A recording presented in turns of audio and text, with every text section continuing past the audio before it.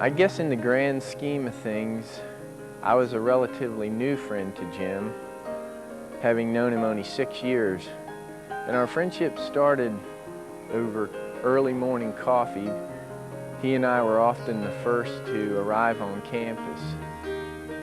As it turned out, our friendship culminated in a trip to Honduras, where he and I were both members of a team, a mission team. And during those 10 days, I got to see Jim literally 24 hours a day. We worked together, we shared 3 meals, we all slept in the same room. And I realized then that what made Jim more special than the rest of us was, in him was something we wanted to emulate: kindness, patience, humility. In him we saw a father, a friend, a colleague. In him we saw Christ.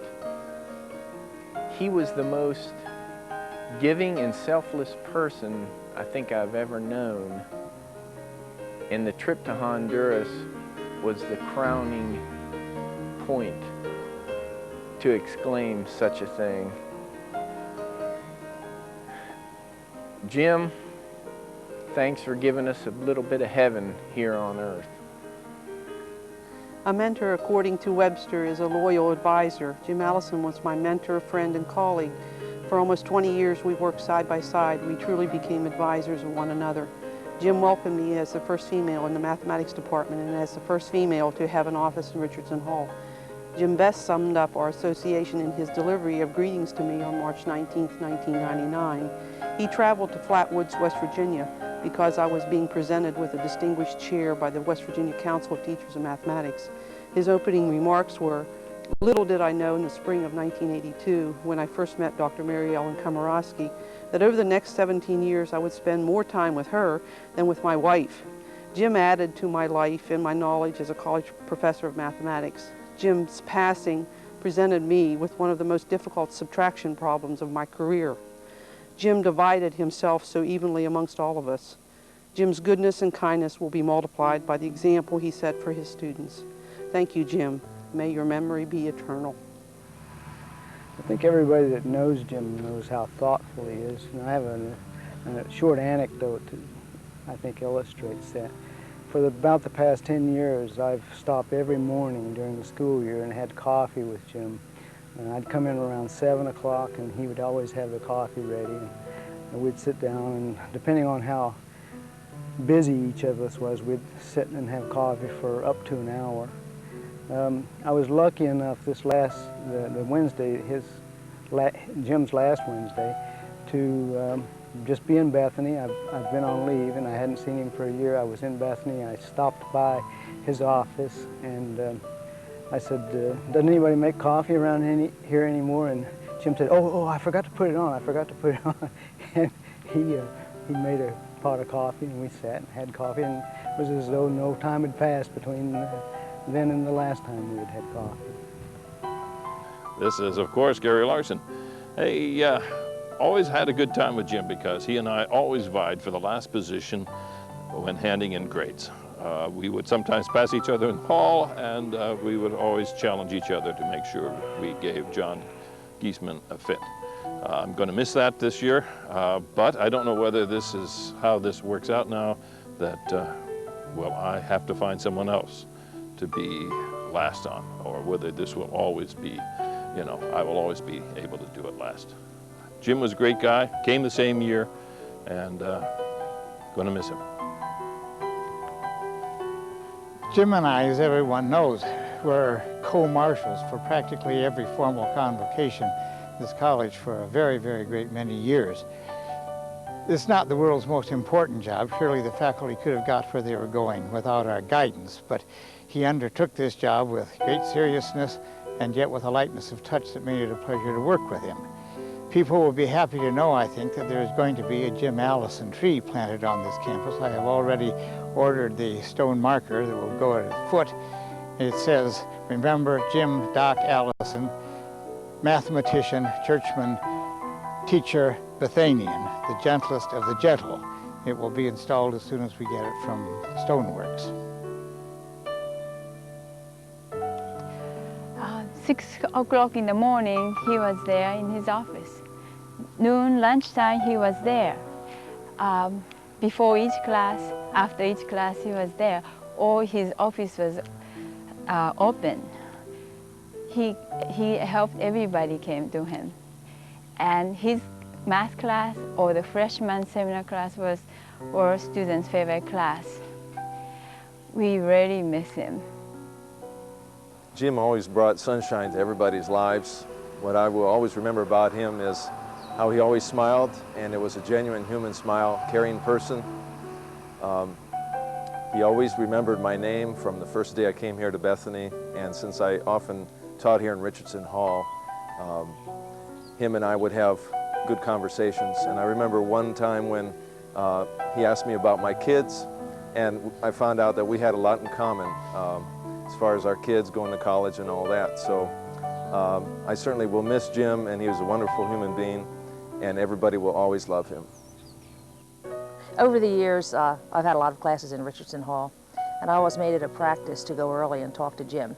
And we talked about everything, from our children, what they were doing, what we wished they were doing, which were often different, what was going on in the world. But a lot of the times we talked about sports, and we solved a lot of the current issues in sports. Whether Secretariat could really be considered one of the greatest athletes of the 20th century, what to do about the excessive celebration rule in football, and lists. We made a lot of lists of things like, if you could go to 3 Olympic events, which ones would you go to? Who were the 3 most influential athletes of the last 50 years, and so forth. I had a lot of fun doing this, and I think when I come back from sabbatical, it's going to be a very sad and lonely place in Richardson Hall without Jim. When I was first elected to be the representative of the faculty to the Board of Trustees, I succeeded Jim in that office, and I went to him immediately and said, "Jim, what the heck do I do?" Over the course of the next 3 years, I found him to be a source of great and generous support as well as wise counsel. Every semester, I would call him about 2 weeks before the board meeting and talk to him at some length about an issue or the wording of an idea for the report. His counsel was always most appreciated and very, very helpful. I think many people would agree that Bethany College has a tradition of having inspirational mentors. Mentors in both the official and unofficial sense. My remembrance of Jim Allison is about his subtle and graceful ways of mentorship. Mentor is defined as trusted counselor, guide, tutor, or coach. And Jim was a mentor to me unofficially in a couple of ways. One, he tutored me in math and statistics, and more importantly, he modeled the important values that are so vital to a school like Bethany. Jim was not preachy about values. In his classic way, he lived them. Of course, like almost everybody else, I remember Jim having coffee in Richardson, or seeing him jog through town as I was walking my dog, or having him rush in late to something because he had to meet with a student beforehand. But I think what I remember most about him, or I will remember most about him, is the many, many years that we worked together on the Faculty Personnel Committee. He was the sort of person who could ask just the right question in an interview to find out something about a candidate that otherwise we would probably never learn. And in evaluating printed materials, he was one who could read between the lines and always find out what was hidden. And in this way, I think he made one of the significant contributions to the work of that committee for many, many years, and I'm sure we will all miss him. I used to kid Jim about his profile in the Myers-Briggs personality inventory. He was an INFP, which is a classic profile of a helper, a counselor, minister, psychotherapist. So I told him he was in the wrong field. But of course this is untrue. Jim's unique gift is that he was able to be both a hard-nosed mathematician and scientist, but at the same time be a helper and counselor to others. I am also an INFP, but don't ask me to teach statistics, please. We'll miss Jim and his counselor, mathematician personality at Bethany, always. Jim was a man of peace, a man of gentle kindness. But what I'll miss about Jim too is the way that he was willing to face controversial issues, difficult issues that related to the college and to the faculty. He was a staunch defender of the faculty. And in difficult situations and meetings, he handled himself with such diplomacy and such wisdom, and most of all, such kindness toward everyone there.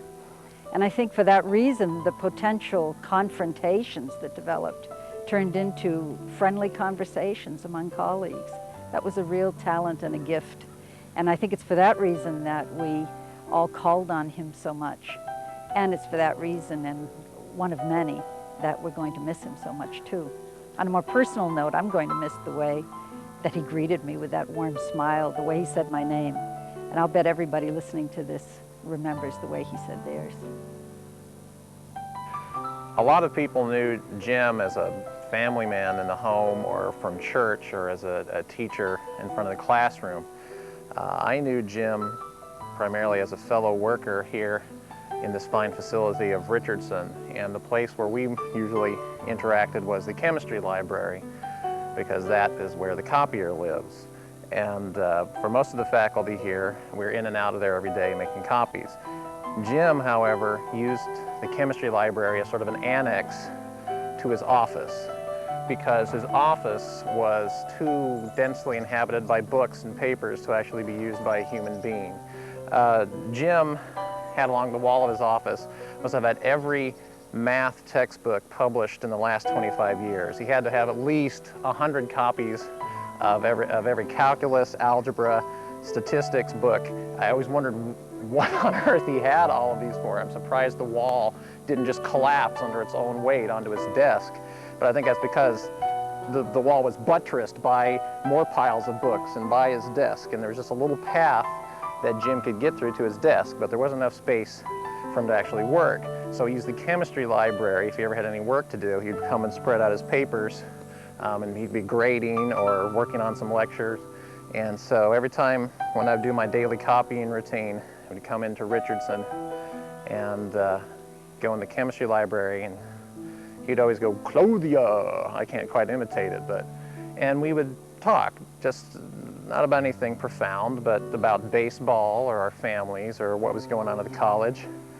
Just the sort of small, everyday personal things that coworkers talk about, and the sort of things, we just had the sort of personal interaction, the type that makes coming to work worthwhile, that makes a workplace worth coming to.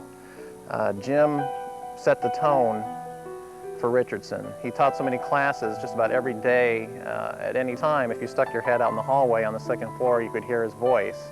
And as I set up my labs in the basement, his room was always right above there, and I could hear his voice filtering down and the scrape, scrape, scrape of chalk on the chalkboard.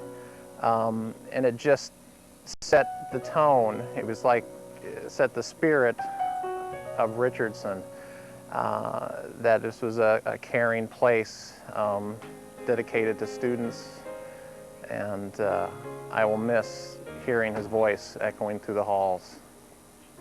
When I think of Jim Allison, I think of how he wove his life and our lives around family and friends, college and church. He caused us to be a community. Each day since his passing, the thing I think I miss the most are the trips that he made up and down our street. Early in the morning, he would have made several trips past my house while I was still putting on my coffee. Later in the day, I would see him come by perhaps to get a bite to eat or just to do something in the house, and always in his suit and dressed from morning till dusk. And later in the afternoon, something that I also miss is I would often see John Hall going down the road to pick up Jim, or the two of them out having their run. And later, sometimes in the evening, he would stop at my house for coffee and cookies at my kitchen table, and I will miss that very much. When I think of Jim in terms of his accomplishments and his achievements and he as a person, I think about him in two ways. One, dealing with the great wrestler Plato, and one from the Bible. And in particular, Plato talked about the scholar-athlete. Plato indicated that his thoughts on the subject were that the athlete was, pure athlete was too crude and too vulgar and too obnoxious, and that sometimes the pure scholar would be too soft and not ready when the time came. So I think of Jim as being a combination of both those, and that's exemplified, I guess, by the fact that as a scholar, he was certainly that with his mathematical background, and certainly looking at his participation in athletics, and of course the melding of the two worlds together as he worked through his freshman seminar, which dealt with the subject of sport. And the second way I think about Jim is a verse from the Bible, which is that he who exalts himself shall be humbled, and he who humbles himself shall be exalted. And certainly the way we have exalted Jim is I guess a tribute to the humble way in which he conducted himself in his affairs around Bethany with his students and with his family. And whenever I think of Jim, I'll always smile, because he always brought a smile to my face.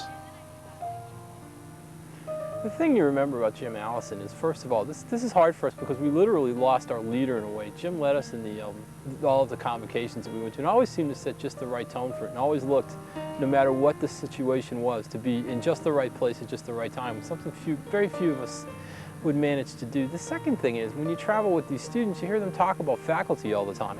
One of the most interesting things that's ever happened is, no matter where we went with these kids, if they had Jim Allison, they were talking about some trick or another they were going to plan to play on him. I think my favorite was the kid who was doing a mathematical model to prove that you could take all the coffee cans in Mr. Allison's office, stand them upside down, and get them to stand up. It's something that he and Allison had been apparently arguing about. This kid spent a 2-day trip across Indiana doing this. And the third thing was that in a business where there's lots of stress and lots of pressure, Jim Allison always had a nice thing to say and always had a smile on his face. And those are the memories, I think, that you take away from someone like that. When I think of Jim, I think of high-resolution TV. I can't think of any great big moments. There are no great big dots in Jim's life, in my life. I keep thinking of all these little pixels. This little time that we talked standing in the rain by the loading dock outside Richardson. This time after a committee meeting when he listened while I talked. Or at church after a board meeting when I needed some wisdom and Jim had it.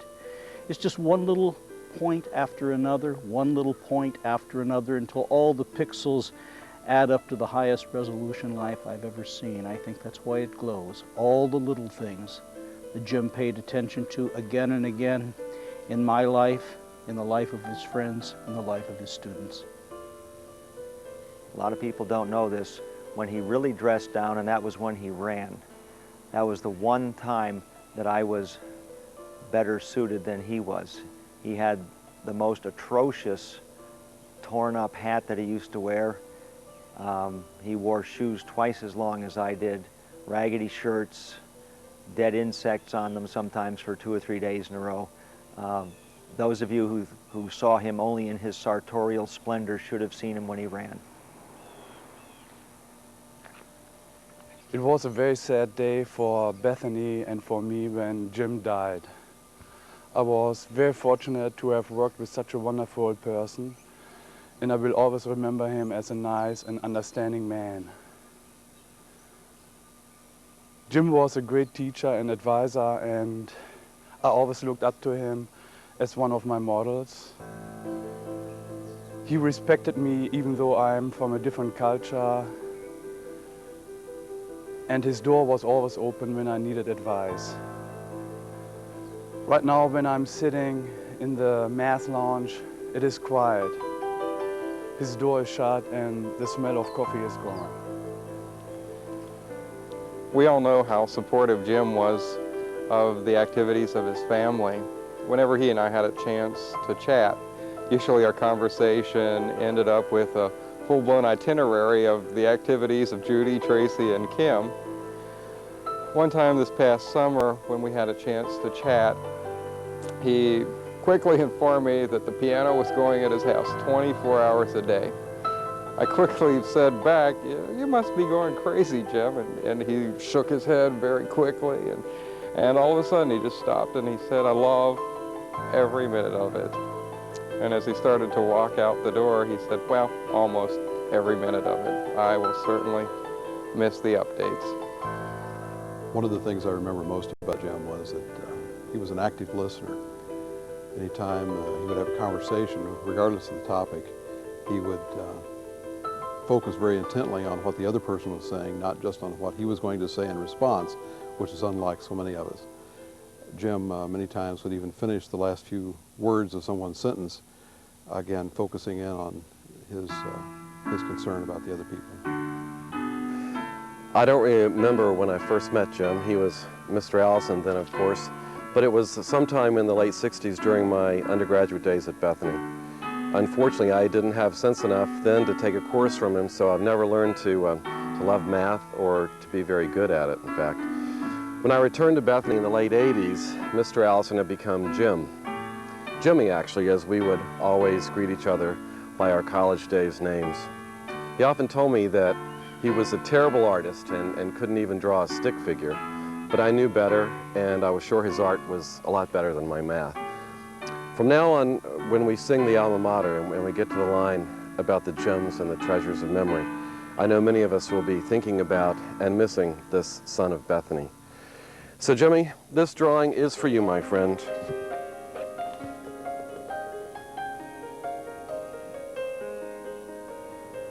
I believe most of us realize these few comments are but glimpses of Jim's footprints. Jim Allison. Jim was a fellow graduate of Bethany. He was a teaching colleague. He was a fellow worker in the church, a citizen of this community. He was a very good man, and he was my friend. He gave himself freely, quite freely, in all of these ways. In all of these, for him, avenues of adventure. And he left his mark. Indeed, he left a part of himself in all of these activities. This place called Bethany and that collection of persons who qualify as Bethanians and a lot of other people are going to hold Jim in esteem through the years and across the miles. But perhaps the best, the most significant memorial for Jim Allison may already be established. And that is the memory held and cherished in the minds and hearts of so many that he knew and that knew him. These were the lives that he touched, and in touching those lives, he made a difference. He made them better, and by both his touch and his presence, he changed people. Certainly, I am glad Jim was a part of my life, and would affirm that Jim lives in my memory, and the impact of the life of this good man remains with us.